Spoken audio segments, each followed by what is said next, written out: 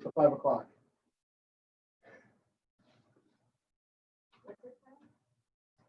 No, on my water. I'm close. Close.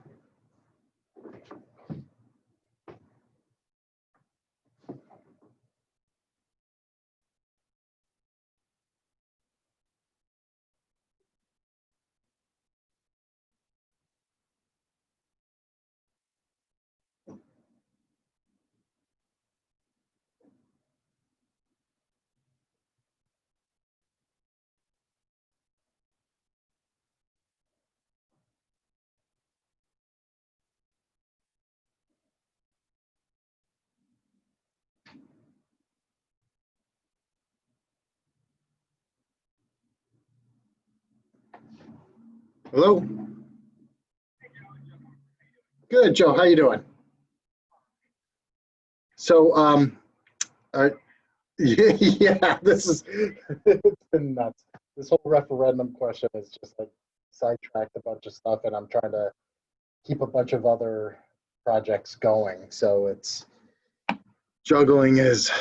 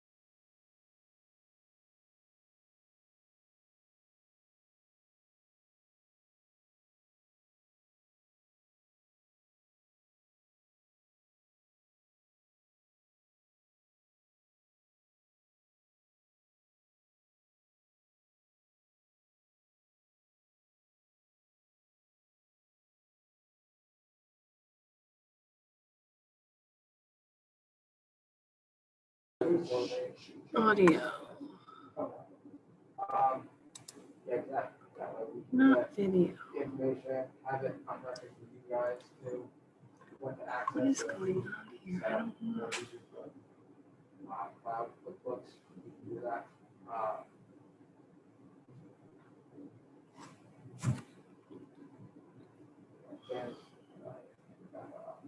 Look at mine. Either way, whether they were actually shipped here from what you guys are saying, or so, I believe that. So I don't know if they are, because they only told him it's just that video. Didn't say like, oh, what it looks like. Make sure. So that I can't confirm if we do have just like one piece, and we're just not connecting on what it is exactly on.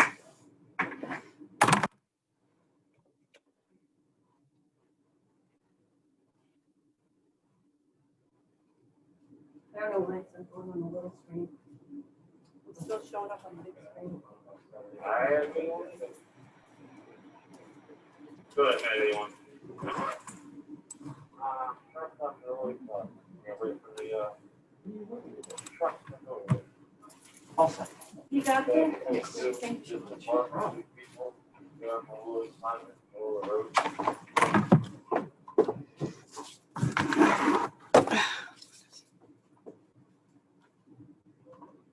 put it on full screen for you. Don't know if you want that or not. Sorry. Right in front of the sign that says Yes. Mute myself.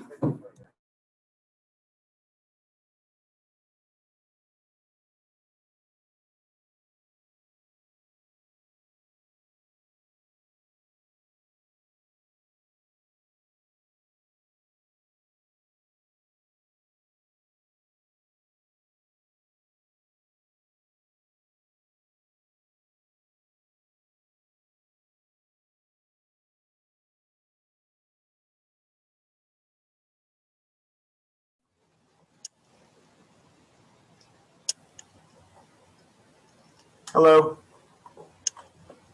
Oh, everyone's muted but me.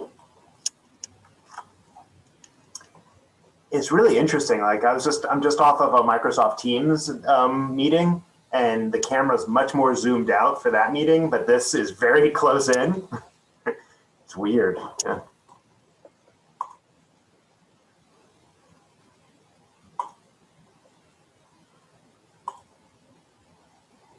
Ah, that's why.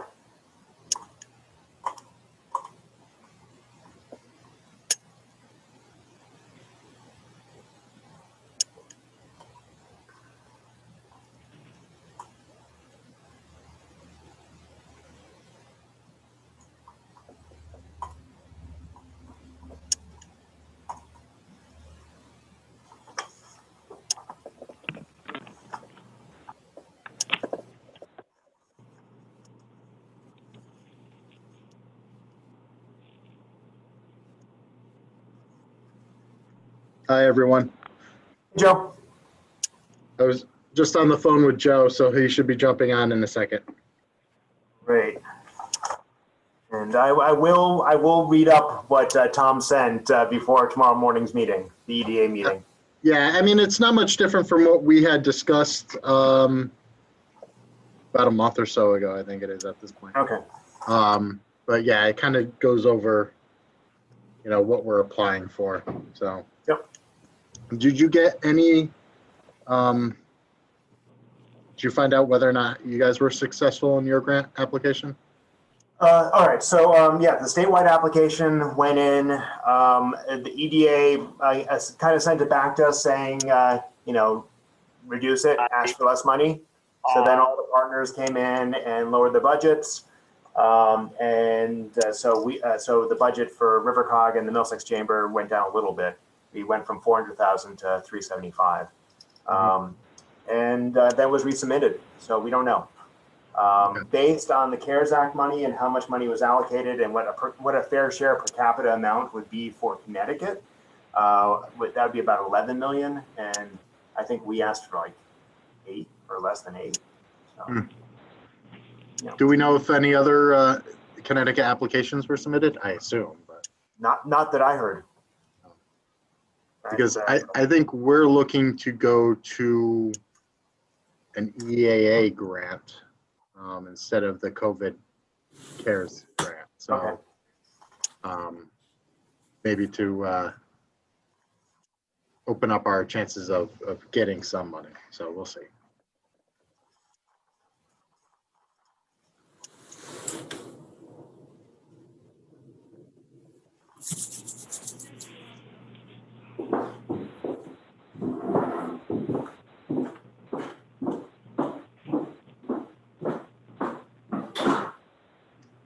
All right, so I see we have Ed is here.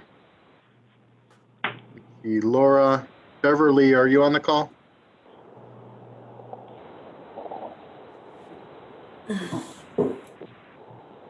Hello. Hey, Joe. Hello again.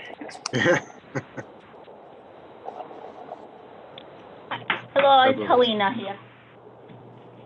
Excellent. All right, it looks like we got everyone.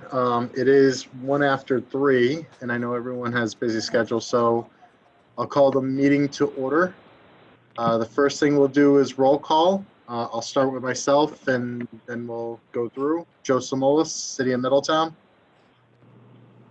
Laura Francis, First Selectman, Town of Durham. Ed Bailey, First Selectman, Town of Middlefield. Beverly, Beverly Lawrence, Board of Middletown. Sam Gold, Rivercog. Helena Simiglieri, ECG. And Joe Comerford is here. I think Jared should be on as well.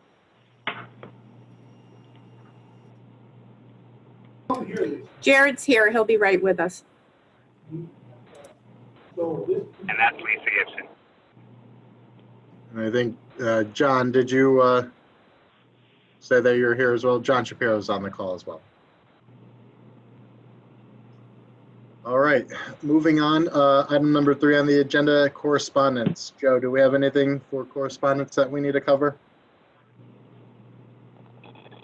We do have a letter from FTA, the regional administrator, just informing us that the schedule for this year will not be this year.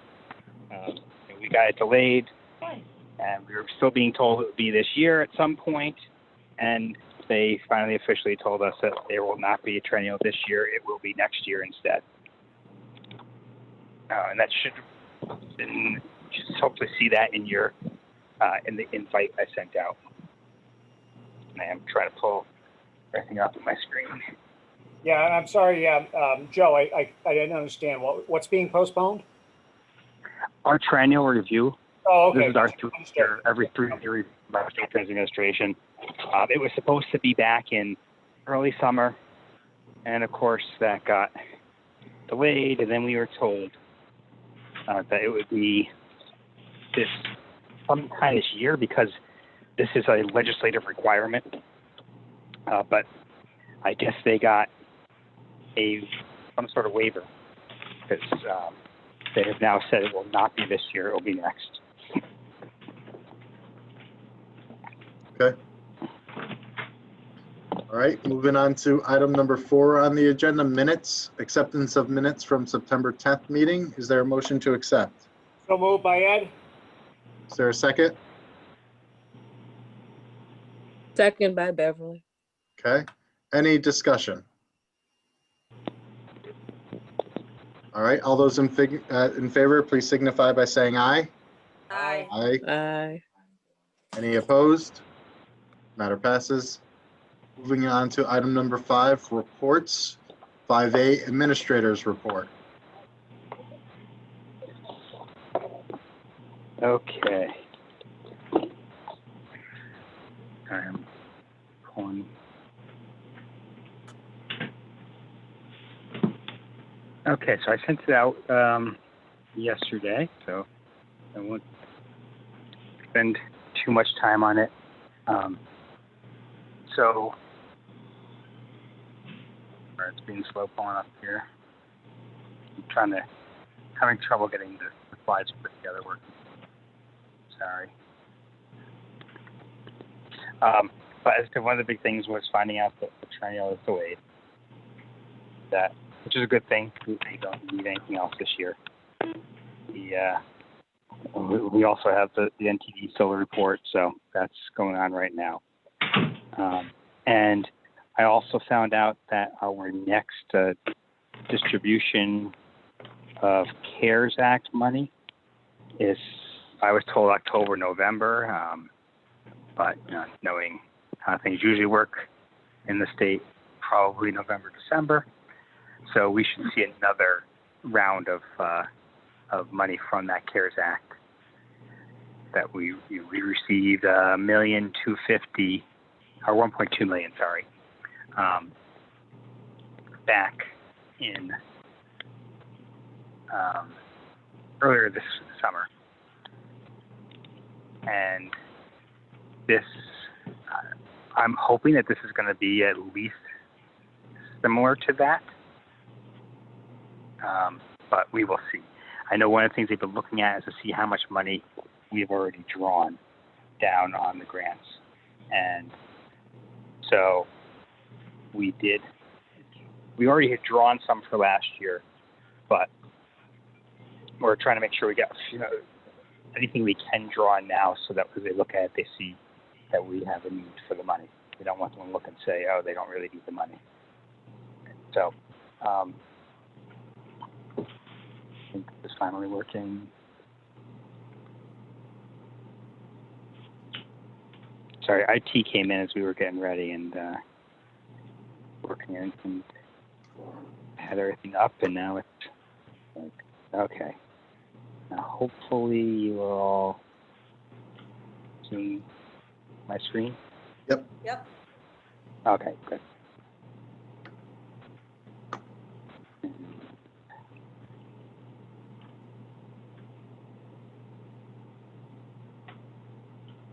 Okay, and so still have several ongoing capital projects. Our final barriers were installed this week. They just got done on Tuesday, and that's a picture of them that was installed in the remaining 7 Gillig buses. And they're a high security barrier, so they're really designed against assaults on operators. But of course, right now they also make great sense as a barrier for any for the coronavirus. So we've gotten great feedback so far. I was just saying a little earlier that we even showed our union shop steward and business agent them, like they were just gotten done installing them. We took them and had them take a look, and they really liked them as well. And we've heard from a few operators that they do like them. So a little better than things we've done earlier, but these buses have more life, so they were worth investing in a higher end barrier that would last, the remaining 8+ years that these buses have on them. Our new farebox software, we're finalizing that install. We changed over our plumbing fixtures in the garage and the terminal to be touchless. So, for obvious reasons right now, we don't need more touch points. We ordered a floor scrubber for the garage. We don't have the proper equipment to care for the flooring in there. So we're finally able to get that ordered, and it's supposed to be delivered in about a month. And our supervisor vehicle got its lights installed and should be ready to finally really hit the road, hopefully tomorrow. It's back and forth and some warranty issues. And on the maintenance side, we got approval from CONDOT to hire the shared maintenance director. We talked about last time that they were going to be approving it. Well, we got the approval. So the position is being advertised. And Jonathan and I are working on putting together an MOA. We'll have it together before it gets hired. My guess is realistic timeline of having somebody in place is probably December, early December. And we've already gotten some great resumes. So certainly, I think we will get somebody highly qualified for this position. And then we're trying to go through every area one at a time to see what our processes and procedures are. And so past couple weeks, about a week or two ago, we went through the whole fueling and service line to make sure, number one, that we're doing everything we are legally required to do in terms of fueling, because we have on-site fueling, but then also that everything's flowing well and that they have all the materials they need. And we found that was definitely an issue. There was a lot of equipment they didn't have and materials that they really should have had. And so we're getting all that ordered now. And Jared is in the middle of writing up the new procedures and just the layout of the building doesn't lend itself to a very easy flow. So again, we try to kind of figure out how to make it flow better and be more efficient. And our fare box maintenance, I got approval. I finally got pricing. We've been talking about this for a while. I finally got the pricing from GFI. It was much higher than I expected it to be. So I worked with them to get that down significantly. And so now it's at a level I think is reasonable. It's still more than I like to pay, but it's unfortunately it's GFI and that's the way they are.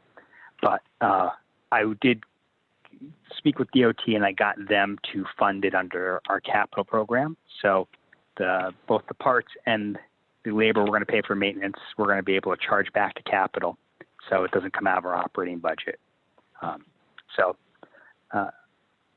Now, unfortunately, I heard just a little while ago that it might be January before they come out, but we're trying to push them to come earlier because all of our fare boxes need to be thoroughly gone through and repaired so that they'll function properly with new software. And that's all I had on my report. All right, thank you very much. Any questions for the administrator's report? Okay, let's move on to item 5B, operations report. So we currently have one of our road supervisors in Smith system training. So we've been training the drivers to be safer and better drivers and handle the training in-house. And we've really been working towards getting ready to open the terminal and collect fares.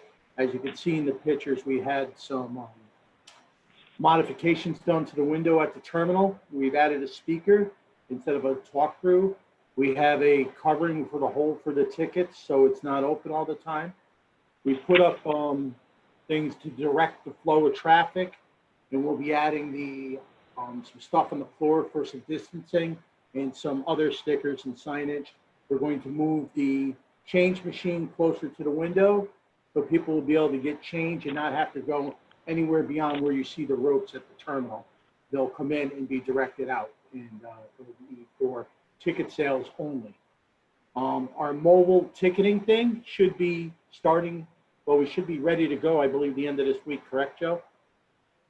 You spoke to them? And that's correct.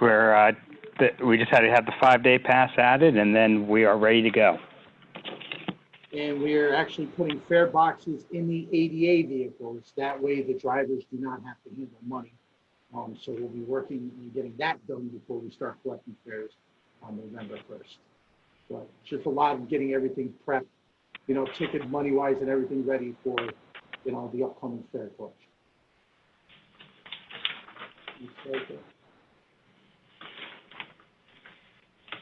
These are our numbers for September.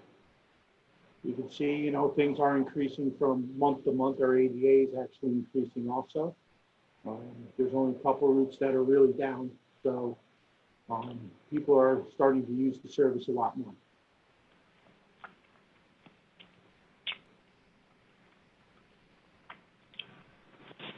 Yeah, I'll just add that most the rest of the state is still seeing about 80% of their fixed route ridership back, and even significantly less of their ADA dial ride. They're at like 50% most of the state.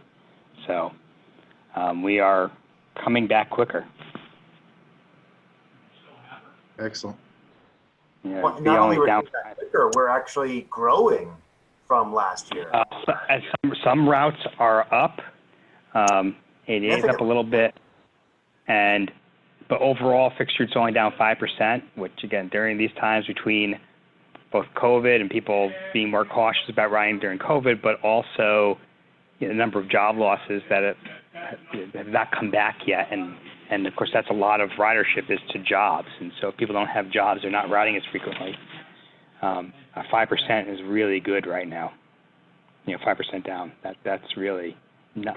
That's better than what most places are experiencing. And it looks like an ADA dial ride is up month on month in September, of course. It's way down for August. But what's interesting was that August 2019 was very high, much higher than September 2019. So yeah, that might be just a fluke. Yeah, just keep in mind these are free rides. Yes, right. We'll see what happens when they got to pay again. That's true. But even when everyone was free, though, we're still doing better than most others that are free. And that's without the senior centers and other things. That's right. Our senior centers haven't come back. PHP is not fully back. I mean, they're back somewhat, but not totally. The college is still closed, so that's why, like 581, is probably some why it's down. I mean, the college is open, but it's not. It's not fully open. Things like social services are still doing very limited in-person things, so that's like 582. So, it's not surprising that we're down, but again, it's good. I think I'm happy with where we are down. I mean, I'd love to be up, but that's not realistic right now. So I'm happy that we're down. We're definitely getting back our ridership quicker than others are getting it back. Based on where people are going, Joe, can you attribute it to anything in particular? So on the dial ride and ADA, Jared, you probably see that more day to day than I do. I know, that's a lot of medical trips always.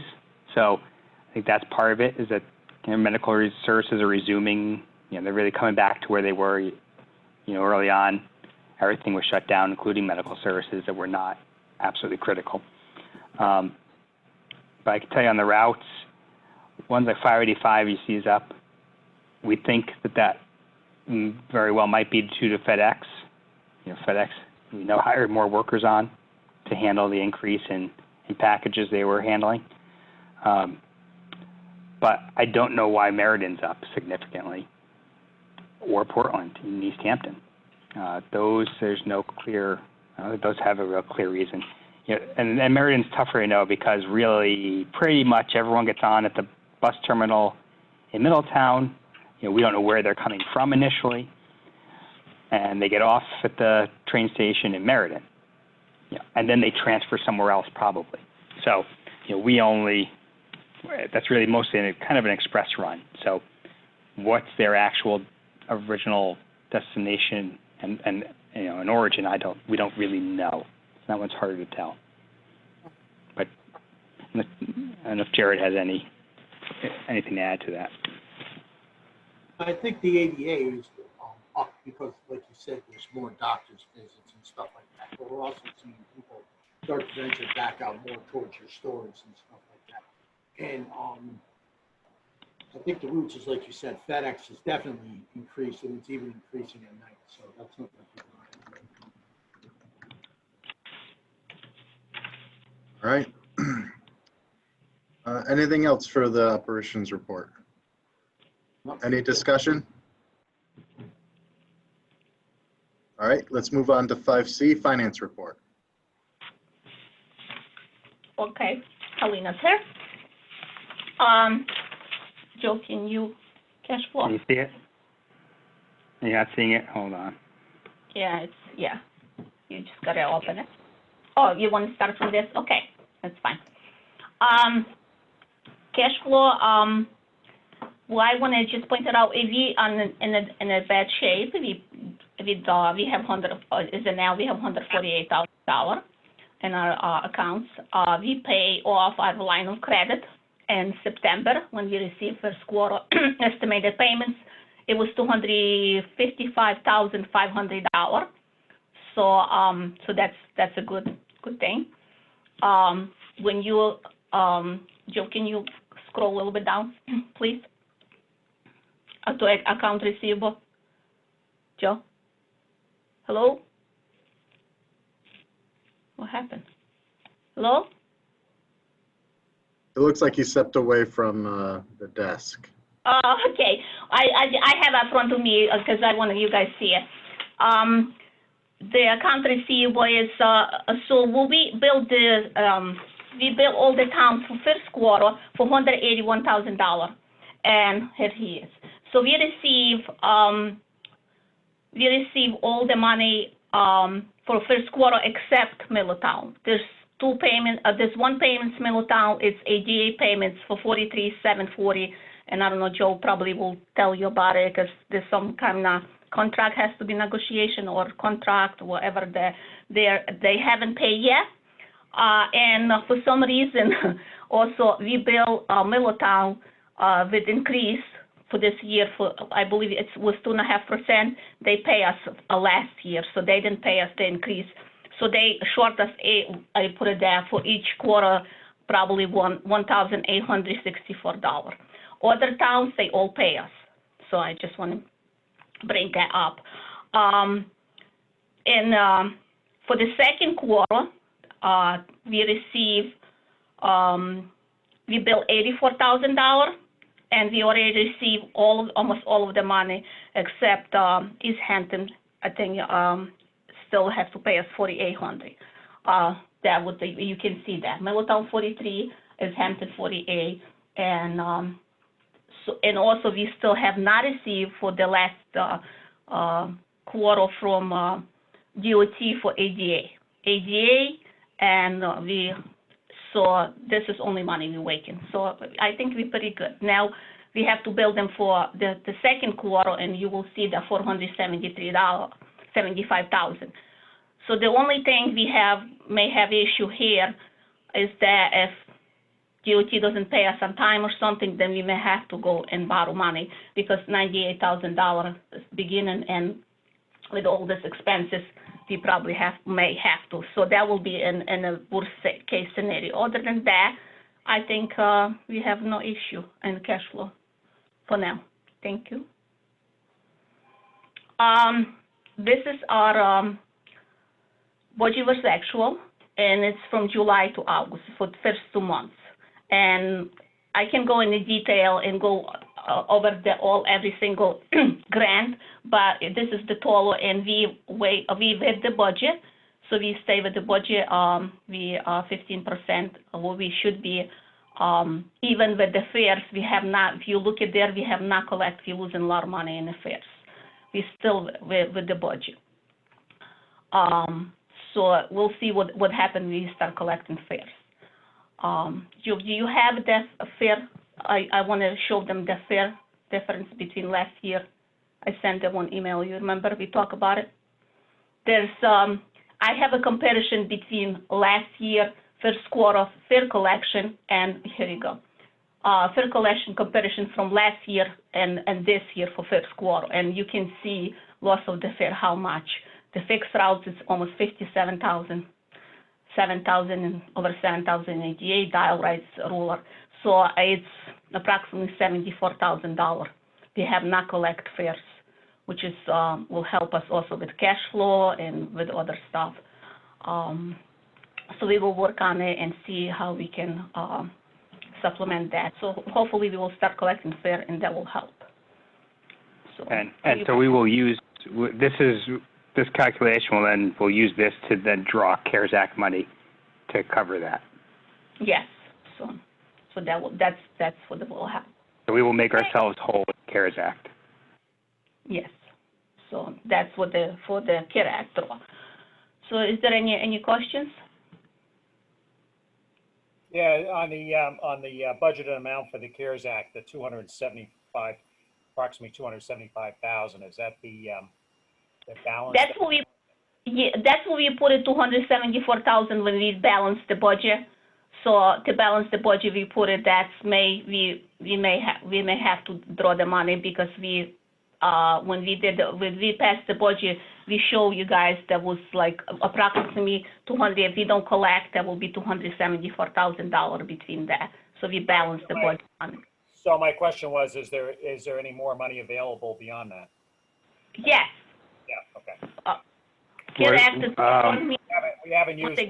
This doesn't. Yeah, we drew less than 100,000, right, Helena? Oh yes.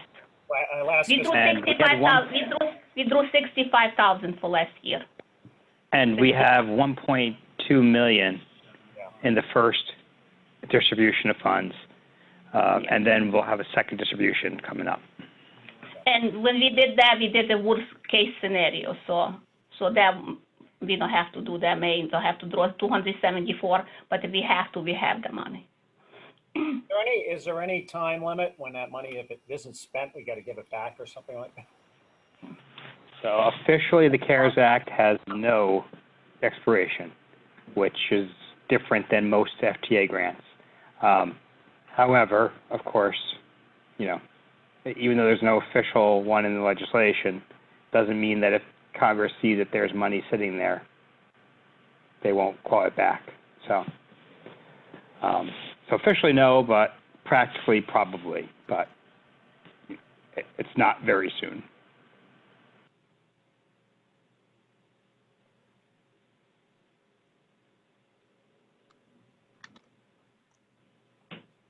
Okay, any other questions?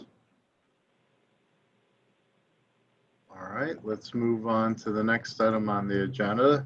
Item 6, new business A, PTASP plan. Okay, so this I sent out yesterday. I don't know if you had a chance to look at it, but so back when the FAST Act was approved, or whatever, MAP 21, sorry.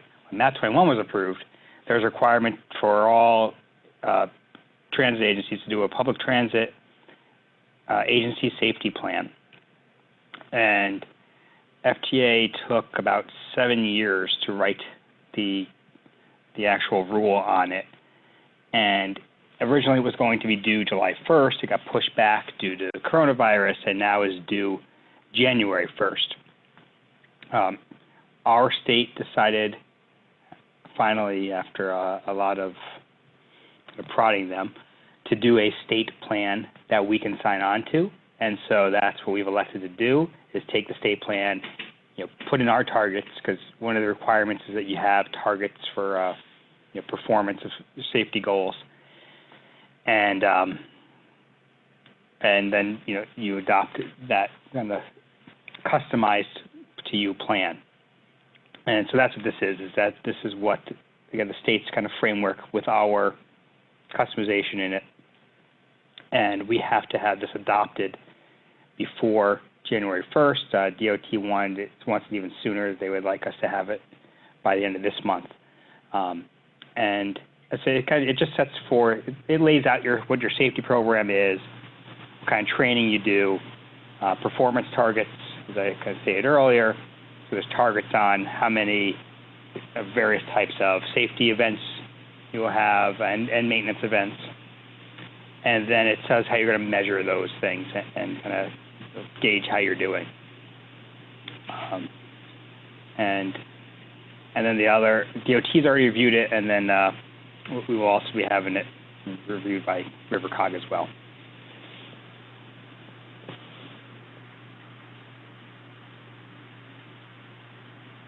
No,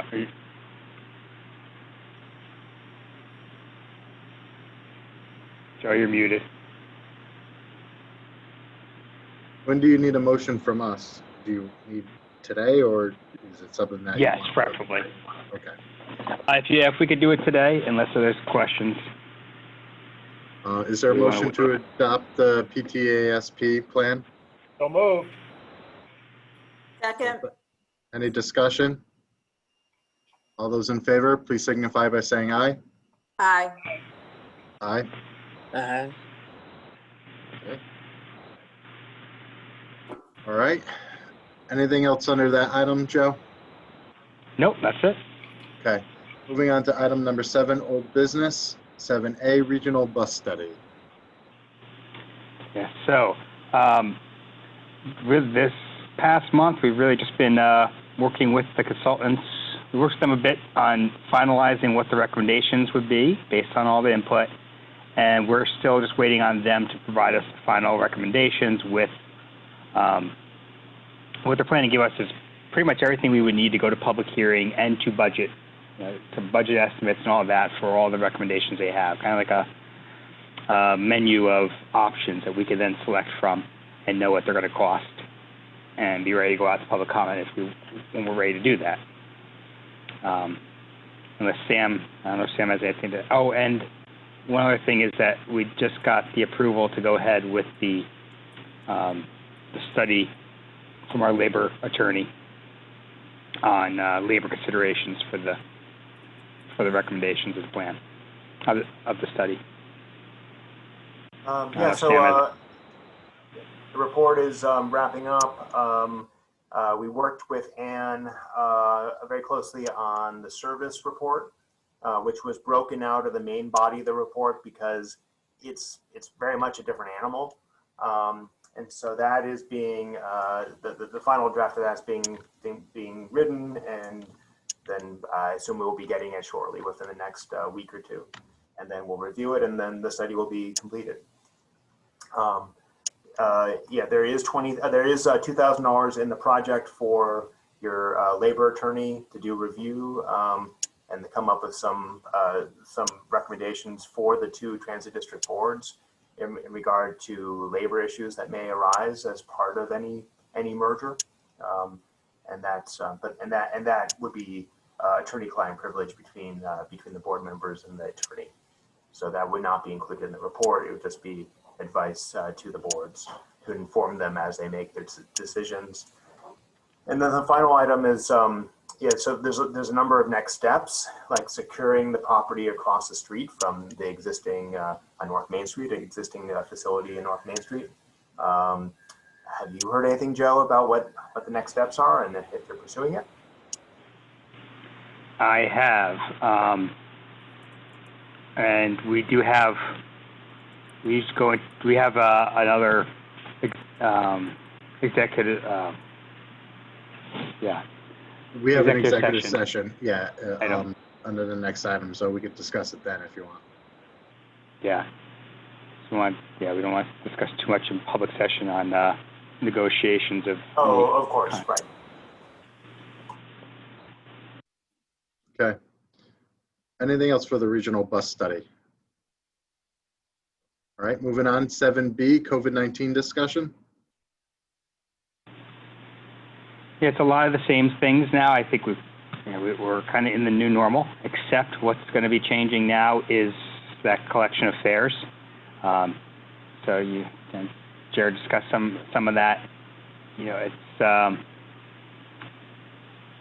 kind of realize that even though we've collected fares forever, now that we stopped, it's a whole lot to go back to resume again. It's been a lot of work, and then figuring out how to do, you know, what changes need to be made for this new environment we're in. We held a mass giveaway on Monday, October 5th, that was coordinated with the whole state. So there were locations all around the state within every transit service area. Ours was the terminal, and we didn't give out a whole lot, mostly because we give them out every day to people who need them. Anybody who comes to the terminal without one, we offer them a mask all the time. And that really what the idea was really was to just remind people that we really would like them wearing their masks on the buses. Okay. Let's move on to item 7C, out-of-state travel policy. Yes, and there's really no action on that because after further consultation with the attorney, we don't need any action on it. Okay. All right, moving on to item 8, executive session. A, negotiation of contract with Connecticut DOT. Is there a motion to go into executive session with the caveat of adding, I assume we want Joe Comerford, would we like Sam Gold, and do we want our legal counsel in there as well? Let's see if Jonathan's still here. He is, yep. I would say I'll make that motion with the additions that you just mentioned. And I'll Excellent. second. All right, any discussion? All those in favor? Aye. Any opposed? Any abstentions? All right, matter passes. We are now going into executive session. Joe, make sure you stop the recording. Yeah. Second. Okay, any discussion? All right, all those in favor signify by. All right, we are now out of executive session. Before we move on to the next meeting, which is scheduled November 12th at 3 p.m., I wanted to give a quick update to Ed and Laura regarding the trolley. I'm sorry, it's taken me a little bit of time. I've gotten sidetracked here in Middletown with, I'm sure you guys have heard, the bond referendum that the city is looking to do. But Joe and I talked a little bit before this meeting. He's going to have something together for us early next week, and he's going to send it. He'll send it to me, and I'll circulate it out to the whole group. But what we were thinking is having designated stops in each of our municipalities and just having the trolley bus rotate on a consistent basis through those stops. And I was thinking that we might want to register people ahead of time, but Joe's thinking that it might not be warranted right now. And if, God forbid, it got busy, we could have another bus go and help pick up or shuttle people around between the locations in addition. So he's going to look to get us something early next week so that we could move on it and look to implement it before it gets too cold. So other than that, is there a motion to adjourn?